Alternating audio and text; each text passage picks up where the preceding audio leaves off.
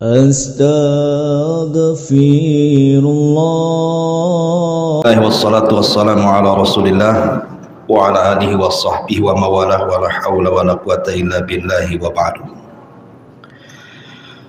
Tapi sebelum kajian ada sedikit himbauan dulu, karena kita sudah masuk dari 10 malam terakhir. Mungkin juga saya mengharap kepada imam mulai besok mungkin juga durasi tarawihnya juga diperpanjang gitu ya, mungkin 1 juz begitu. Kemudian nanti malamnya mulai besok kita ada qiyamul lail. Jadi antum yang mau ikut qiyamul lail ya alhamdulillah monggo bisa datang, kita mulai dari jam 2 ya kan.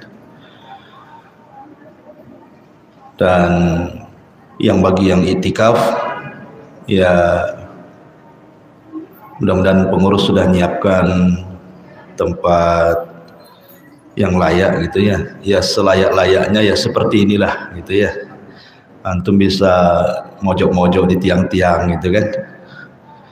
Dan mungkin bagi yang lain yang belum ada informasi di masjid ini ada itikaf, bisa diinformasikan ke yang lainnya. Ya syukur-syukur kalau seandainya ada sebagian kaum muslimin yang ikut juga berpartisipasi, mungkin ada sedikit keluangan dana untuk operasional itikaf, itu kalau ada gitu ya. Kalau tidak ada insyaallah kami dari Nidaul Ilmi sudah mempersiapkan semampu kami untuk konsumsi baik buka bersama ataupun makan sahur. Itu himbauan saja. Tapi kita mulai kajian kita. Mungkin 10 hari ke depan kita akan membahas biografi para ulama. Tentu kita mulai dari biografi para sahabat Nabi Sallallahu Alaihi Wasallam, karena mereka adalah manusia terbaik yang mungkin setiap kisahnya itu banyak ibrah dan pelajaran bagi kehidupan kita selama hidup di permukaan bumi ini. Ma'asyiral muslimin yang dimuliakan Allah Subhanahu wa taala, kalau kita melihat kehidupan para sahabat Rasul, di sana ada al-asyaratu al-mubashshiruna bil jannah. Ada sahabat-sahabat dari 10 sahabat yang dijanjikan masuk surga. Ma'ruf diantaranya Abu Bakar, Umar, Uthman, Ali, kemudian Zubair bin Awam, Sa'd bin Abi Waqqas, Abu Ubaidah bin Jarrah, Talhah ibn Ubaidillah, Abdurrahman ibn Auf, dan juga Sa'd bin Zaid. Mungkin kisah-kisahnya sudah ma'ruf. Saya ingin mengisahkan kisah lain tentang sahabat-sahabat yang dijamin masuk surga tapi tidak masuk dalam satu redaksi hadis di antara 10 sahabat yang dijanjikan masuk surga. Artinya sahabat-sahabat yang dijanjikan masuk surga ini bukan hanya 10 tapi banyak, tapi tidak disebutkan dalam satu redaksi hadis. Kalau yang 10 ini kan disebutkan dalam satu redaksi hadis, dan mereka adalah pemimpin-pemimpin pilihan. Mereka calon khalifah-khalifah yang mumpuni di bidangnya, terutama khulafaur rasyidin Abu Bakar, Umar, Ali, dan juga Utsman. Ma'ruf ya, biografinya luar biasa. Tapi saya ingin mengkisahkan sahabat yang lain yang tidak termasuk dalam kategori al-asyaratu al-mubashshiruna bil jannah. Siapa mereka? Sahabat-sahabat yang atas lisan Rasul mereka juga dijanjikan masuk surga. Sahabat yang pertama yang kita akan kisahkan adalah seorang sahabat yang sangat faqih, pakar Quran dan juga pakar hadis Nabi Sallallahu Alaihi Wasallam. Dialah Abu Abdurrahman Abdullah ibn Mas'ud radhiyallahu anhu, atau kunyahnya disebut Ibnu Ummi Abdin. Siapa Abdullah ibn Mas'ud ini? bagaimana masuk Islamnya, bagaimana jasanya dalam Islam, bagaimana keterlibatannya di dalam memperjuangkan Islam, bagaimana pula setelah wafatnya Nabi sallallahu alaihi wasallam, apa yang ia lakukan selama di kota Madinah dan di kota-kota yang lain yang dia berdakwah di situ sampai kepada bagaimana wafatnya. Tentu ini kisah yang panjang, tapi saya akan singkat sesingkat-singkatnya karena juga waktu. Ma'asyiral muslimin yang dimuliakan Allah Subhanahu wa taala, Abdullah ibn Mas'ud radhiyallahu an, dia adalah seorang sahabat Rasul termasuk as-sabiqun al-awwalun, orang-orang yang awal-awal masuk Islam. Artinya bahwa dia diutamakan dengan orang-orang yang awal-awal, karena bagaimanapun yang awal-awal itu lebih utama dibandingkan yang setelahnya. Makanya Allah menyebutnya dalam surah At-Taubah ayat 100, as-sabiqunal awwalun minal muhajirin wal ansar walladzina tabauhum bi ihsan radhiyallahu anhum wa radu'an.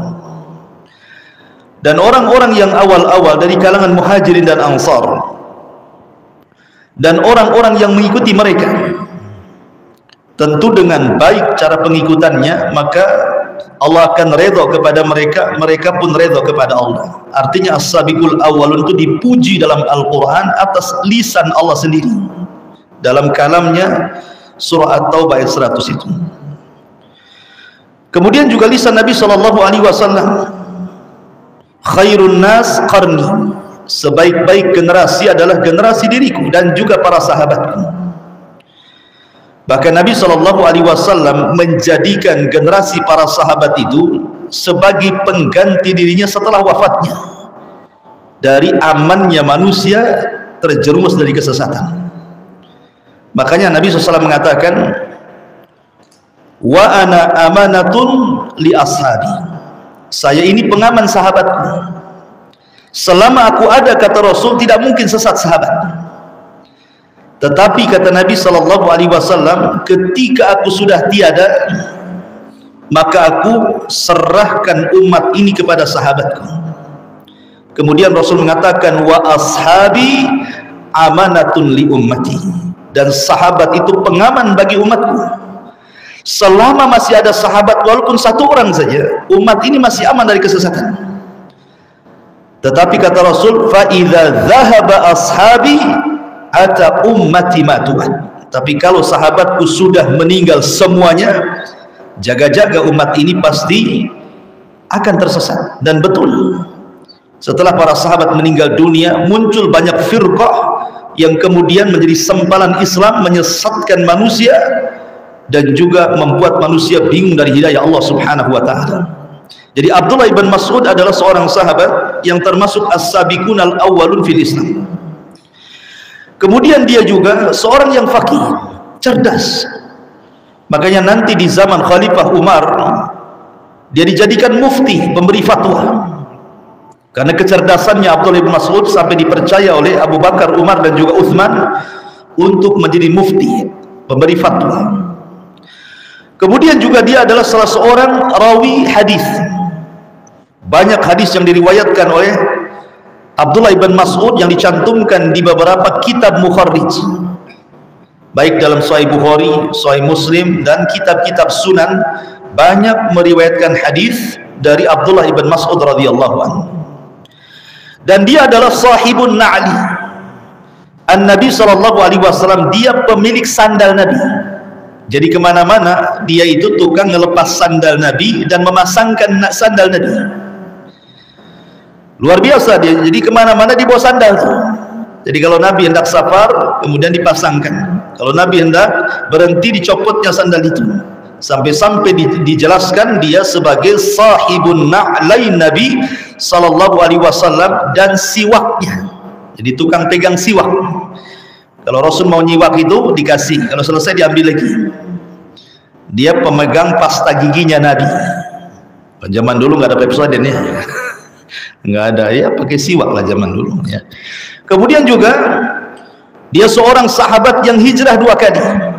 Artinya kalau sudah hijrah 2 kali itu mengalami tekanan tuh, mengalami ta'dzib. Bagaimana azabnya orang-orang musyrik kepada Abdullah bin Mas'ud sampai dia hijrah ke Habasyah dan juga ke Madinah. Artinya orang-orang yang hijrah ke Habasyah itu di permulaan itu luar biasa sahabat yang dapat penekanan dalam dakwahnya, karena mereka sudah tidak sanggup lagi tinggal di kota Mekah. Makanya Nabi SAW, karena banyaknya sahabat yang merengek ingin hijrah dari Mekah, kata Nabi SAW, kalau kalian hendak hijrah, hijrahlah ke Habasyah. Habasyah itu ada malikun adil lam yadlim ahadan, ada seorang raja adil tidak pernah zalim pada siapapun dari rakyatnya. Pergi ke sana. Menunjukkan bahwa ternyata di negara orang kafir sendiri terkadang ada raja yang adil, tetapi terkadang di negara Islam sendiri pemimpinnya tidak adil, kan itu. Tetapi Islam sendiri sebenarnya mengajarkan keadilan. Berarti kalau negara Islam pemimpinnya tidak adil, dia tidak mengikuti konsep Islam. Nah, Nabi SAW mengarahkan sahabat itu untuk hijrah ke Habasyah. Habasyah itu jauh, ikhwan, melewati banyak negara. Zaman dulu bukan pakai helikopter, bukan pakai pesawat, bukan pakai kereta, paling tinggi pakai unta. Berhari-hari, berbulan-bulan baru sampai gitu ya. Mereka harus menghadapi sulitnya padang pasir, panasnya padang pasir, belum lagi para perompak padang pasir. Banyak rintangan, tetapi Allah melindungi mereka. Kemudian juga dia juga sahabat yang pernah menjumpai 2 kiblat. Artinya 2 kiblat itu kan pertama diwajibkan sholat kepada para sahabat.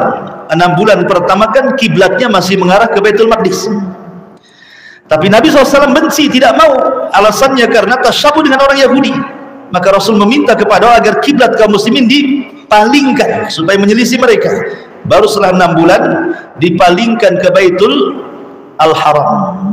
Maka Abdullah bin Mas'ud mendapatkan pengalihan 2 kiblat itu. Kemudian juga Abdullah bin Mas'ud radhiyallahu an di zaman Umar dan juga Utsman menjadi qudhat, menjadi qadhi, menjadi mufti yang memberi fatwa kepada kaum muslimin. Itu secara garis besar Abdullah ibn Mas'ud radhiyallahu anhu. Baik, kita urut bagaimana Islamnya. Ada yang mengatakan bahwa sebelum Nabi SAW punya markas dakwah seperti di Al-Ilmi ini kan, orang berkumpul berdakwah, mengaji di sini gitu ya. Maka di zaman Rasul juga ada markas namanya Daril Arqam. Daril Arqam itu, jadi rumah Arqam Bidaril Arqam itu adalah markas tempat tarbiyah Rasul untuk para sahabat. Lah sebelum terbentuk adanya Daril Arqam itu, Abdullah ibn Mas'ud sudah masuk duluan, maksudnya ke dalam Islam. Dan ada yang mengatakan dia adalah orang yang ke-7 setelah 5-6 orang sahabat sebelumnya masuk Islam. Lah Abdullah ibn Mas'ud ini orang ke-7 yang masuk Islam. Luar biasa itu, berarti orang awal-awal memang ya, karena orang ke-7 masalahnya. Dan kita bisa bayangkan orang ke-7 berarti sahabat itu masih sedikit, sementara di hadapannya bahaya dari orang-orang kafir Quraisy yang luar biasa itu memberikan penekanan.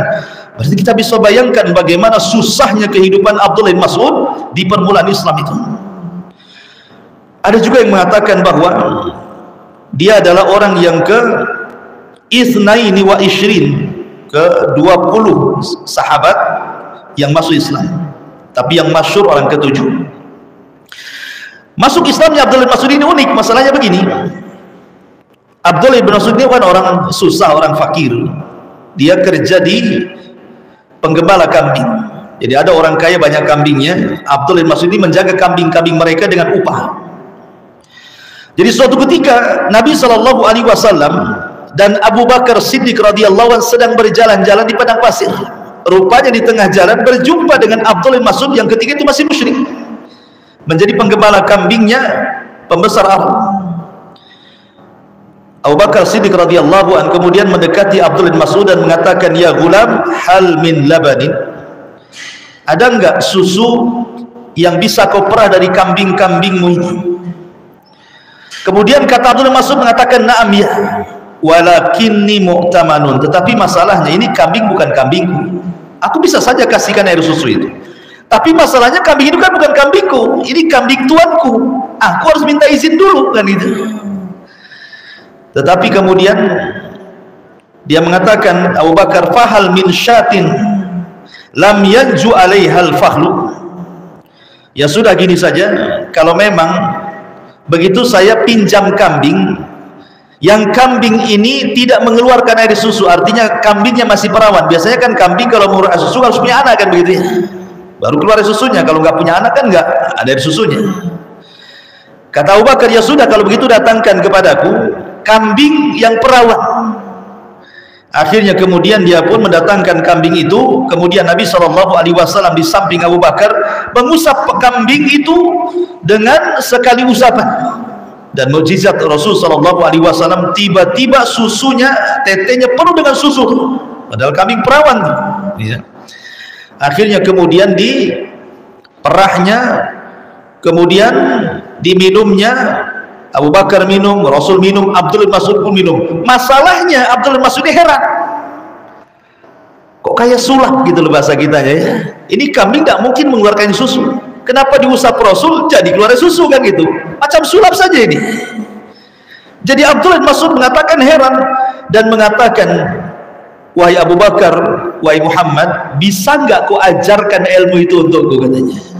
Maksudnya biar enak, kalau pengen air susu diusap aja kan keluar susunya gitu. Jadi Abdullah bin Mas'ud meminta kepada Rasul, bisa nggak kau ajarkan ilmu itu kepadaku, katanya. Tetapi kemudian kata Nabi SAW memuji Abdullah bin Mas'ud, innaka gulam mu'allam, engkau anak muda yang cerdas, kau mau belajar, kalau begitu kau datang ke rumahku, katanya. Akhirnya kemudian setelah beberapa waktu, Abdullah bin Mas'ud masih terngiang dengan peristiwa itu. Dia ingin belajar masalahnya. Lah kemudian setelah itu Abdullah bin Mas'ud mendatangi rumah Nabi SAW, berjumpa dengan Rasul Abu Bakar. Kemudian Abdullah bin Mas'ud menagih janji Rasul yang akan mengajarkan perkara itu. Tapi Nabi SAW kemudian menjelaskan tentang siapa posisinya. Itu mukjizat, tidak bisa diajarkan kan itu. Kemudian dibacakan beberapa ayat-ayat Al-Quran, kemudian diajak masuk Islam. Akhirnya Abdullah bin Mas'ud pun, dia pun masuk Islam sebab pengen diajari itu. Akhirnya dia pun masuk Islam di tangan Nabi SAW. Bahkan ibundanya pun diajak masuk Islam, sehingga dia dan ibunya adalah menjadi dua sahabat Nabi SAW di zamannya. Ma'asyiral muslimin yang dimuliakan Allah Azza wa Jalla, Abdullah bin Mas'ud ini orangnya kurus sekali, ceking bahasa kitanya ya. Jadi tulangnya itu hanya dilipat daging saja, nggak kayak anak ini kan gemuk gitu. Yang gemuk-gemuk banyak itu. Abdullah bin Mas'ud ini ceking orangnya. Jadi suatu ketika Abdullah bin Mas'ud ini naik ke pohon kurma, datang angin. Lah ini jubahnya ini tersingkap, nampaklah kurus betisnya Abdullah bin Mas'ud itu. Sehingga sahabat Nabi SAW mentertawakan karena kecilnya betis Abdullah bin Mas'ud itu. Saking ceking kurusnya, sahabat tertawa. Ketika Nabi SAW melihat sahabat mentertawakan betisnya Abdullah bin Mas'ud itu, kata Rasulullah, tadhaku, kalian jangan mentertawakan betisnya. Demi Allah, kata Rasul, kalau kedua betis Abdullah bin Mas'ud itu ditimbang di hadapan Allah, kemudian gunung Uhud ditimbang di satu neraca, dua betisnya ditimbang neraca satunya, dua betis Abdullah bin Mas'ud jauh lebih berat dibandingkan gunung Uhud. Oh, luar biasa ya. Menunjukkan apa? Bahwa timbangan itu bukan beratnya berdasarkan bobot badan. Kalau memang itu jadi barometernya buat timbangan di hadapan Allah berdasarkan bobot badan, makan aja antum malam ya sebelum tidur. Nanti berat timbangannya antum. Rupanya bukan itu. Karena Abdullah bin Mas'ud orangnya kurus, tetapi kedua betisnya menjangkau beratnya gunung Uhud. Gunung Uhud itu gunung terbesar di kota Madinah. Terbentang dari ujung ke ujung tuh gunung Uhud. Nanti antum kalau umrah tahu lah. Ya. Jadi walaupun orangnya ceking seperti itu, tetapi dia memiliki keberanian yang luar biasa, memiliki syaja'ah yang tidak dimiliki sahabat yang lainnya. Kenapa? Di tengah-tengah sahabat masih bisa dihitung dengan jari, tiba-tiba dia minta izin kepada Nabi SAW untuk menjaharkan Al-Quran di tengah-tengah orang Quraisy. Menjaharkan Al-Quran di tengah-tengah orang Quraisy, makanya disebut awal man jahara bil Quran. Abdullah bin Mas'ud itu orang yang pertama kali berani membaca Al-Quran dengan keras di tengah-tengah orang Quraisy, dan dia baca surah Ar-Rahman. Oh, marah orang-orang Quraisy ini kan, sampai dipukuli mau mati. Coba keberaniannya, sahabat tak berani. Tapi dia walaupun sekurus itu, soal keberanian jangan ditanya. Dia orang yang pertama kali membaca Al-Quran secara terang-terangan di hadapan orang-orang, hampir-hampir dia mati dipukuli orang-orang Quraisy itu. Ma'asyiral muslimin yang dimuliakan Allah Subhanahu wa taala. Lah Abdullah bin radhiyallahu an ketika hijrah bersama Nabi sallallahu alaihi wasallam, maka dia pun hijrah duluan sebelum Nabi. Sesampainya di kota Madinah, ada yang mengatakan dia tinggal di rumah Mu'adh bin Jabal. Ada juga tinggal di rumah Sa'ad ibn Mu'adh. Ada juga yang mengatakan tinggal di rumah Anas ibn Malik. Kemudian oleh Nabi SAW dipersaudarakan dengan Mu'adh bin Jabal. Dan Mu'adh bin Jabal itu kan ulamanya para sahabat. Sampai-sampai Rasul mengatakan, kalau engkau ingin tahu kedudukan Mu'adh bin Jabal, maka nanti pada hari kiamat dia dilebihkan oleh Allah dari sahabat yang lain biratwah. Ratwah itu apa? Jadi kalau saya lempar batu sekencang-kencangnya sampai di mana gitu ya. Mu'adh bin Jabal itu di situ. Dia menjangkau semua para sahabat, maka disebut ulamanya para sahabat. Lah, Abdullah bin Mas'ud ini dipersaudarakan dengan Mu'adh ibn Jabal radhiyallahu anhu. Dan dia tinggal di rumah itu sebelum dia memiliki rumah sendiri. Karena kita tahu bahwa persaudaraan Muhajirin dan Ansar itu sampai kepada tingkat waris. Ya, jadi kalau ada yang meninggal, hartanya diwariskan kepada Muhajirin. Tetapi setelah perang Badar dihapuslah tawarus ini, ahli waris mewarisi, karena itu hanya untuk orang-orang yang ada hubungan kekerabatan saja. Tetapi saling menolong, saling membantu tetap berlaku, ya kan? Lah Abdullah bin Mas'ud radhiyallahu anhu selama di Madinah, dia dan ibunya berkhidmah kepada Nabi sallallahu alaihi wasallam. Maka Abdullah bin Mas'ud ini salah satu orang yang tadi memakaikan sandal Nabi. Kemudian kalau Rasul pergi, maka dia membawa tongkatnya. Kemudian juga beliau terkadang membawa siwaknya. Dan beliau juga termasuk sahibus sirrin Nabi. Ada beberapa rahasia yang orang tidak tahu kecuali Abdullah bin Mas'ud dan Nabi sallallahu alaihi wasallam. Termasuk juga dia sahibus sada. Jadi dia yang suka ngampar tikar. Kalau Rasul sedang safar bersama dia, maka dia ngampar tikar, Rasul istirahat di situ. Setelah itu digulung lagi gitu ya. Jadi betul-betul kehidupan Abdullah bin Mas'ud tidak lepas dari Nabi. Coba bayangkan, itu masalah alat-alat yang memang tidak lepas daripada seorang gitu ya. Siwak, sandal, kasur, kasur lipat tuh safar kalau istirahat gitu ya, tongkat dan begitu seterusnya. Itu yang bawa Abdullah bin Mas'ud, termasuk juga menyediakan tempat wudhu, mengambilkan air, menyediakan tempat wudhu, mewudukan Rasul dan begitu seterusnya, sampai kepada masalah-masalah seperti itu dilakukan oleh Abdullah bin Mas'ud. Wajar kalau seandainya dia mewarisi banyak akhlak Rasul. Nanti saya akan sebutkan pujian para ulama kepada Abdullah bin Mas'ud. Ma'asyiral muslimin yang dimuliakan Allah Azza wa Jalla. Bahkan Abdullah bin Mas'ud ini orang yang suka membawa tabir. Jadi kalau Nabi sallallahu alaihi wasallam ini buang hajat atau mandi gitu ya, maka dia bawa tabir supaya jangan ketahuan orang, supaya manusia tidak melihatnya. Karena zaman dulu kan tidak ada toilet umum kan itu ya. Sehingga ya berak di padang pasir ya biasa. Bahkan pengalaman saya waktu belajar di Yaman, di Bededobian itu orang-orang Baduy ya, orang-orang Baduy itu mereka kalau buang hajat nih di beberapa tempat, jadi buang hajat di sini sampai penuh, nanti pindah lagi sampai penuh, pindah lagi sampai penuh, nanti balik lagi sudah kering nih, di situ lagi keliling-keliling saja. Jadi ya mereka begitu kehidupan mereka.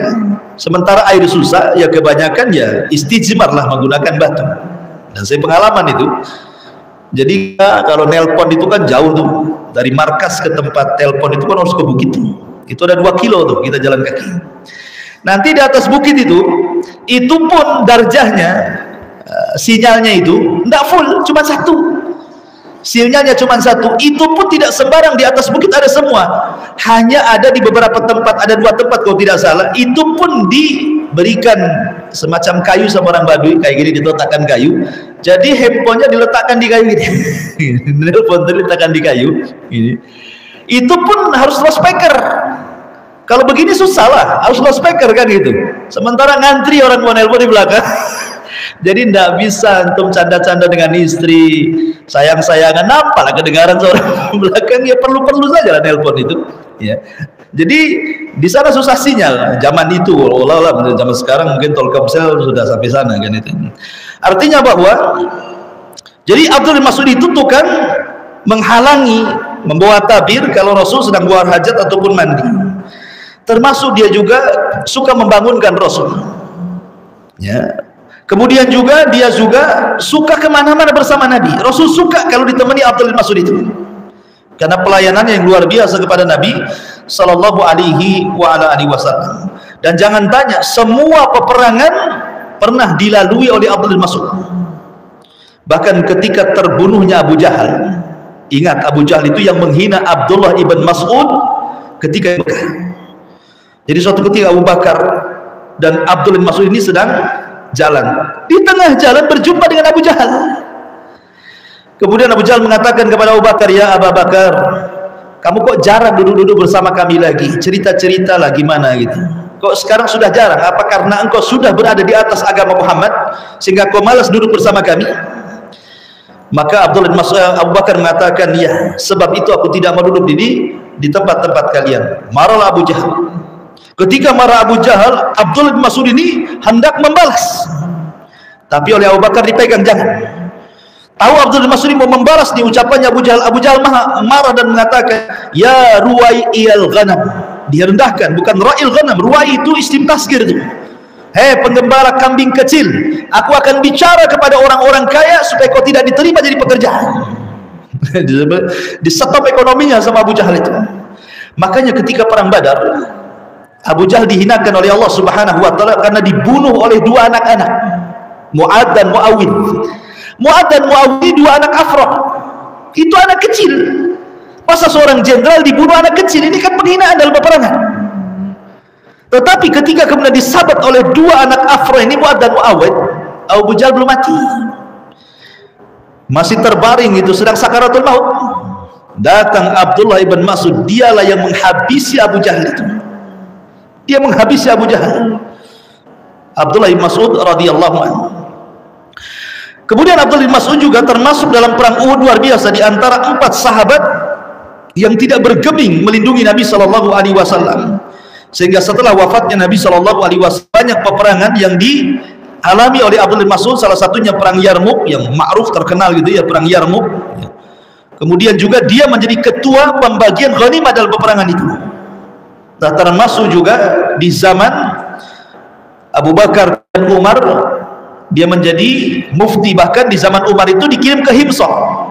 Ke Himsah itu kalau sekarang ini Halab, Suriah yang hancur gara-gara dibombardir itu. Jadi dikirim ke Suriah dan menjadi sebuah mufti besar di sana. Jadi Umar mengirim dua orang, satu Abu Musa al-Asy'ari, satu mengirim Abdullah bin Mas'ud. Abu Musa menjadi gubernurnya, kemudian tukang fatwanya Abdullah bin Mas'ud radhiyallahu anhu. Dan subhanallah, dia sangat dicintai oleh ahli Himsah. Sehingga ketika Umar meninggal di zaman Utsman meminta agar Abdullah bin Mas'ud berhenti jabatan hakimnya di Himsah dan pulang ke Madinah dan mengajari penduduk Madinah Al-Quran.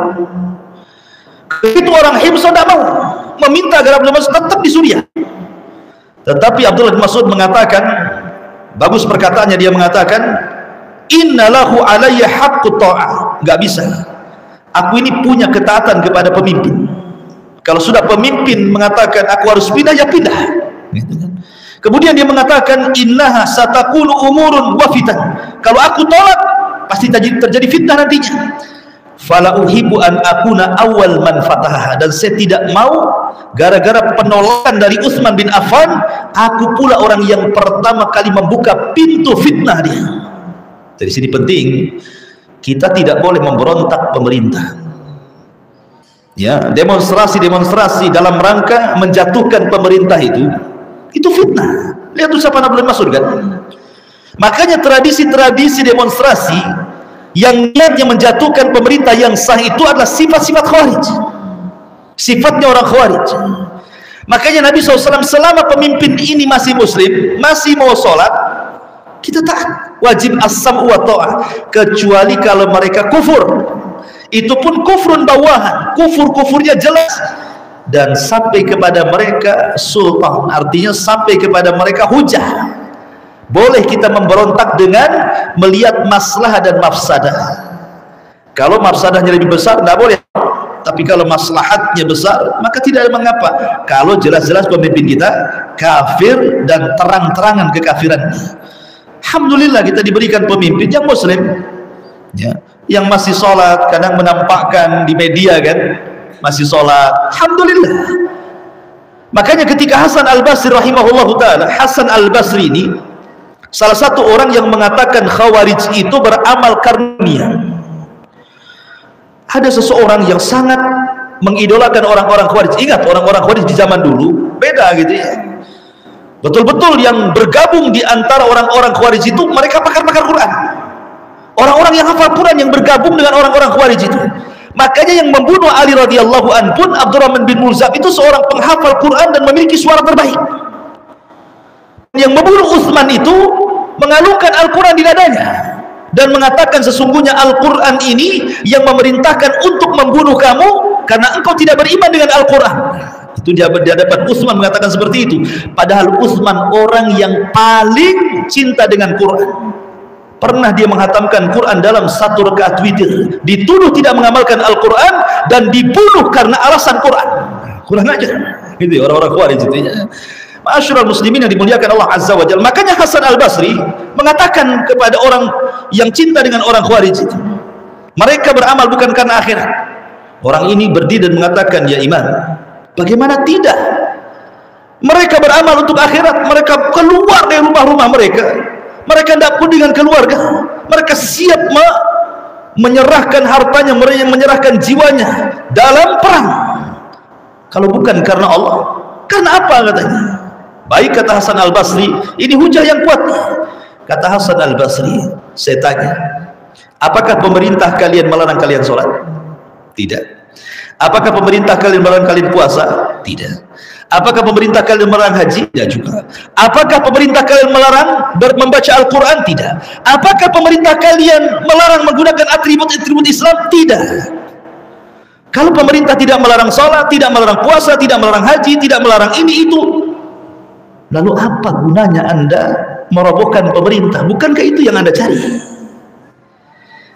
Bukankah itu yang Anda cari kan? Anda bisa sholat, Anda bisa puasa, Anda bisa haji, Anda tenang bekerja, itu kan yang kita cari. Tiba-tiba kemudian Anda membuat tidak aman. Kalau bukan karena dunia, karena apa? Kalau karena akhirat, itu yang kita cari. Sholat, zakat, puasa, haji, itu yang kita cari. Pemerintah tidak melarang. Kenapa kalian memberontak kepada pemerintah? Nah, itu maksudnya. Maka kita tanya kepada mereka, orang-orang yang mendemo itu pemerintah supaya turun pemerintah itu. Kita katakan kepada mereka, apakah pemerintah kita membubarkan sholat 5 waktu, sholat tarawih? Tidak juga. Apakah pemerintah melarang kita puasa Ramadan? Tidak kan? Apa pemerintah kemudian melarang kita haji? Tidak juga, kecuali karena Covid kemarin kan itu. Apakah Anda tidak bisa baca Quran? Bisa. Berzikir bisa. Silaturahim bisa. Semua bisa. Bahkan hukum waris di pengadilan agama itu konfirmasi hukum Islam. Lalu apa yang Anda cari? Kenapa harus merobohkan pemerintah kan begitu? Jadi ini juga bisa dijadikan hujah oleh kita dari dalilnya Hasan Al-Basri rahimahullah ketika membantah orang-orang Khawarij. Maka di sini kata Abdullah bin Mas'ud, saya tidak mungkin menolak perintah Utsman, sebab kalau ternyata saya menolak, berarti saya yang pertama membuka pintu fitnah, dan saya tidak suka saya orang yang pertama membukanya. Kemudian setelah meninggalnya Utsman bin Affan radhiyallahu anhu, maka dia pun kemudian meninggal dunia dan dikuburkan di Baqi, kuburan para sahabat Nabi sallallahu alaihi wasallam. Bagaimana kepakaran beliau dalam Al-Quran, dan bagaimana kepakaran beliau dalam hadis Nabi sallallahu alaihi wasallam, dan bagaimana sifat-sifat beliau? Pertama, masalah Quran jangan diragukan tentang kepakaran Al-Quran Abdullah bin Mas'ud di hadapan Rasul. Bahkan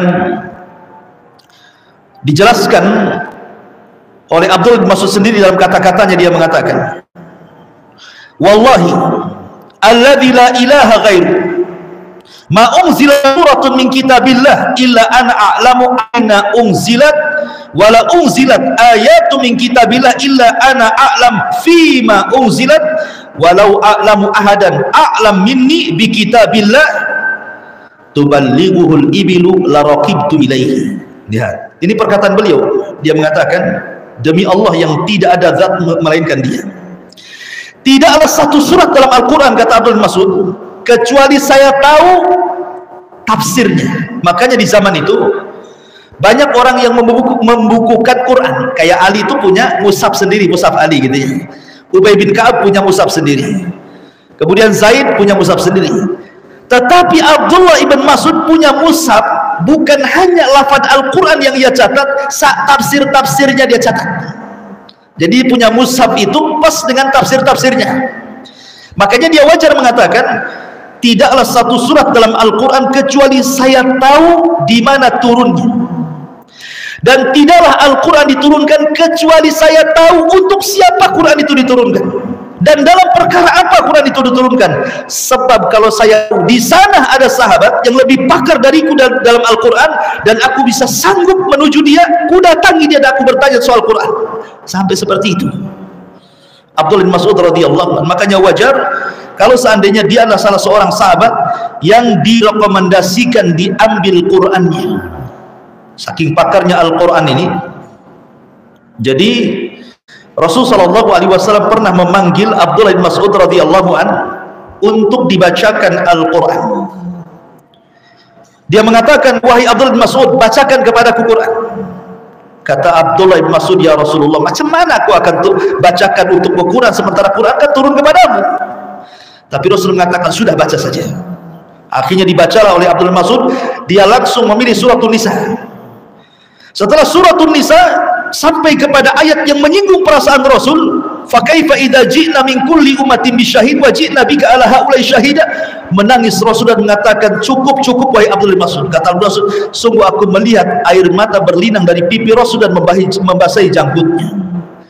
Jadi Rasul sampai meminta kepada Abdullah bin Mas'ud membacakan Al-Quran, dan Rasul tidak pernah meminta kepada sahabat yang lainnya. Bahkan suatu ketika Nabi sedang pulang dari safar bersama Abu Bakar dan Umar, lewat di jidran Masjid Nabawi, di tembok Masjid Nabawi. Masjid Nabawi itu kan separuh ruangan tertutup, separuh ruangan ke langit. Ya, kayak gini nih, boleh tertutup, sebelah sananya ke langit gitu ya. Jadi Rasul itu lewat belakang, rupanya di balik tiang ada orang yang mengaji, sungguh indah bacaannya, suaranya indah. Dari sini menunjukkan bahwa Quran itu indah, dan akan semakin indah kalau yang membacanya memiliki suara indah. Makanya Rasul mengatakan, malam yataghanna bil Quran falaysa minni. Orang yang tidak melanggamkan Al-Quran, maksudnya memerdukan suara Al-Quran, bukan termasuk umatku, kata Rasul. Maka kalau baca Quran itu pelajari juga lagunya, tapi jangan kemudian sampai lari dari tajwidnya, makhrajnya, dan yang berkaitan dengan makhrajul huruf. Karena ada orang yang keasikan lagu, akhirnya panjang pendeknya nggak peduli itu.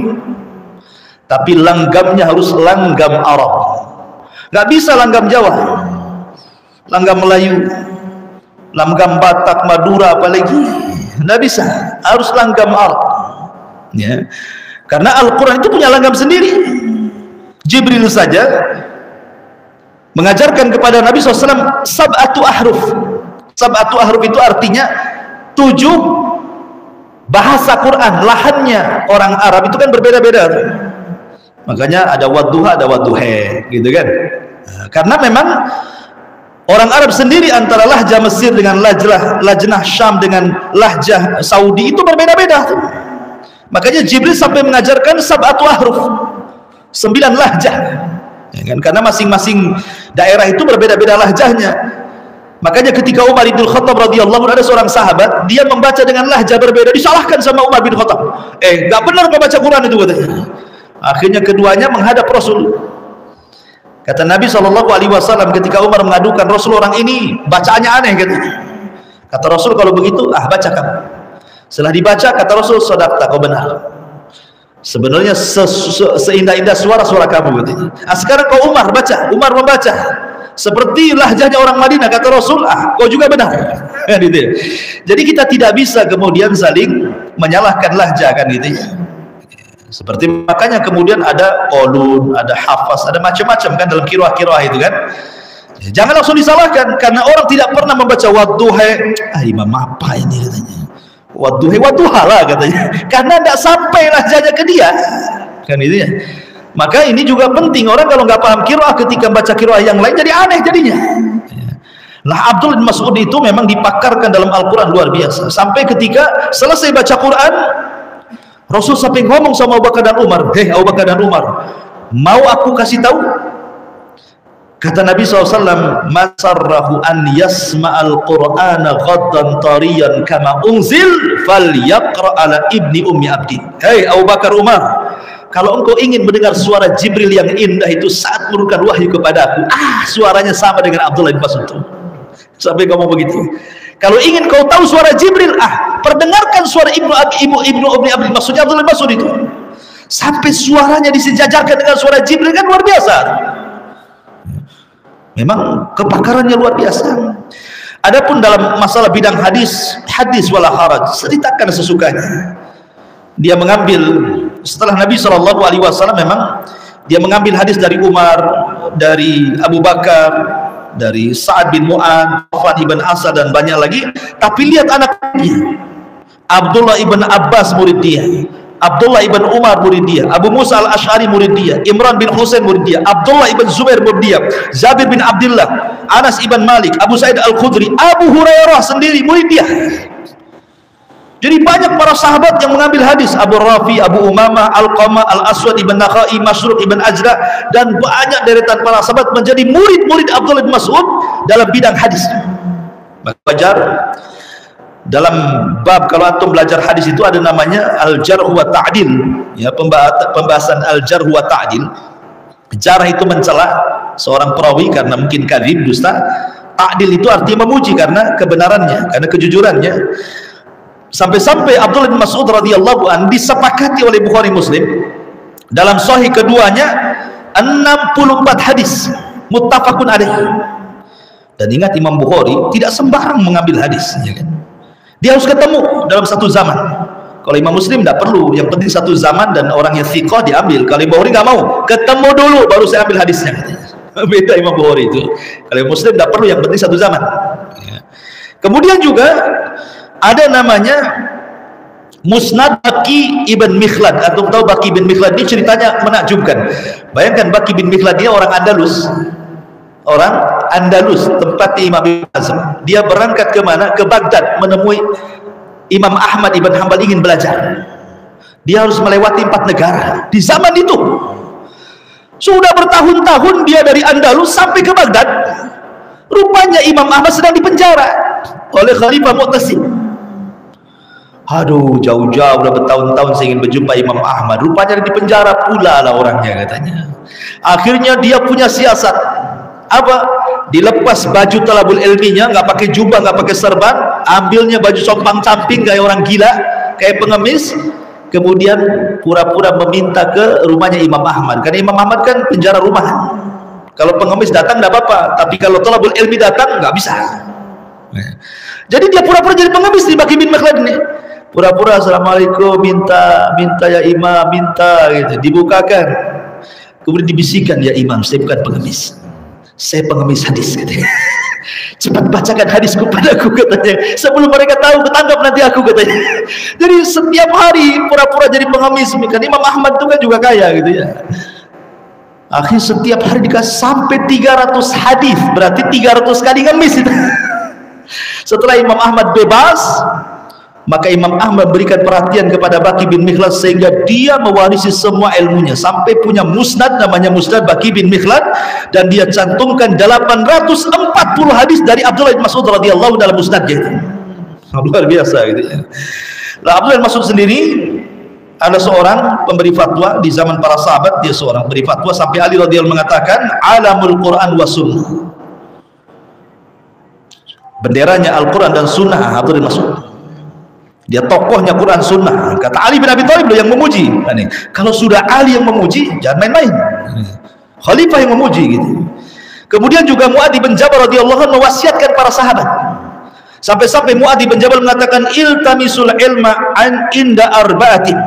Carilah ilmu ke 4 orang. Jangan cari yang lainnya. Pertama kepada Uwaimir Abi Darda.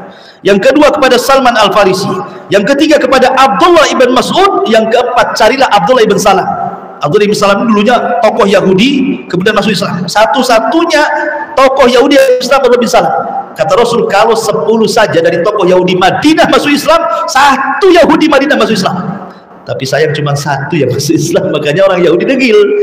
Hanya bisa dihitung dengan jari sampai wafatnya Rasul yang masuk Islam. Beda dengan orang Nasrani, ribuan bisa masuk Islam, terutama Nasrani Najran di zaman Nabi SAW. Bahkan Abu Musa Al-Asy'ari suatu ketika dia berfatwa dengan fatwa yang salah, menyelisih fatwanya Abdullah bin Mas'ud. Karena malu, merasa kecil ilmu dia dengan Abdullah bin Mas'ud, maka dia mengatakan la tas'aluni an syai'in madama hadzal habru baina adhurikum. Jangan tanya soal ilmu kepadaku kalau orang ini masih hidup, katanya. Itu Abu Musa Al-Asy'ari. Sahabat luar biasa Abu Musa Al-Asy'ari, pakar Quran juga dia, sahabat besar. Orang Yaman dapat masuk Islam itu karena hidayah beliau dan Mu'adz bin Jabal. Tetapi dia mengatakan selama ada Abdullah bin Mas'ud jangan tanya agama sama saya. Oh, kalau sekarang tidak, baru guru TPQ saya ditanya langsung jawab. Harus tanyalah yang lebih alim, itu kan tawadhu gitu. Ini langsung dijawab. Sebentar, rupanya nengok Google dulu. Apa pertanyaannya diketik, keluar semua. Kadang-kadang nggak disaring isi Google itu apa. Entah siapa yang jawab, itulah dia pernah disampaikan. Sesat menyesatkan pula orang. Intinya bahwa Abdullah bin Mas'ud radhiyallahu anhu mewarisi banyak sifat Rasul, sampai yang terakhir saya bacakan perkataan Hudzaifah bin Yaman, ma'a'lamu ahadan aqrabu samtan wala hadiyan wala dalan min Rasulillah sallallahu alaihi wasallam hatta yuwariyahu jidara baitihi min ibni abdi. Walaqad alimal mahfuduna min ashabin Nabi sallallahu alaihi wasallam anna ibna ummi abdin min aqrabihim ila Allah wasilatan yaumal qiyamah. Kata Hudzaifah bin Yaman, saya tidak tahu seorang pun yang lebih dekat akhlaknya dengan Rasul, petunjuknya dengan Rasul, tawadhunya dengan Rasul, kecuali orang yang ada di rumah ini.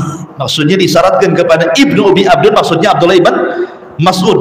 Dan sungguh orang-orang yang terpercaya di zaman Rasul tidak pernah meragukan Ibnu Umi Abdin, bahkan dia orang yang paling dekat kepada Allah, wasilah pada hari kiamat. Bahkan seorang Abu Darda radhiyallahu anhu mengatakan ma taraka ba'dahu mithlah. Setelah Rasul meninggal tidak ada yang seperti Rasul kecuali Abdullah ibn Mas'ud radhiyallahu an. Abdullah ibn Mas'ud, mudah-mudahan manfaatnya dan kita bisa petik pelajarannya. Subhanallah bihamdika asyhadu an la ilaha illa anta astaghfiruka wa atubu ilaik. Allah ta'ala. Assalamualaikum warahmatullahi wabarakatuh.